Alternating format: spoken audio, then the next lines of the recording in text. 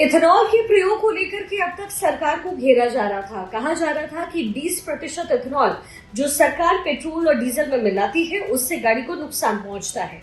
लेकिन अब नितिन गडकरी ने ये कहा है कि उनके खिलाफ इस तरीके के बयान यूज किए गए, उनके खिलाफ इस तरीके का नैरेटिव सेट किया गया और पेड न्यूज के तहत ये जो खबरें हैं, भ्रामक खबरें हैं, वो फैलाई गई।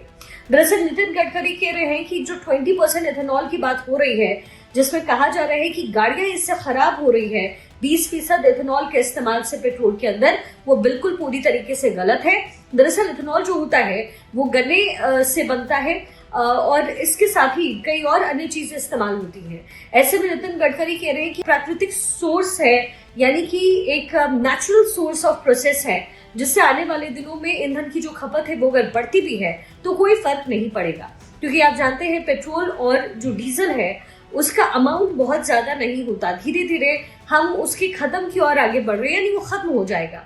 ऐसे में इथेनॉल का इस्तेमाल सही है और साफ तौर पर सरकार की तरफ से कहा जा रहा है, खासतौर पर नितिन गडकरी की तरफ से, कि उनके लिए भ्रामक खबरें फैलाई गई कि उनकी तरफ से जो है करप्शन के तहत, यानी कि गलत करते हुए इथेनॉल का इस्तेमाल किया जा रहा है।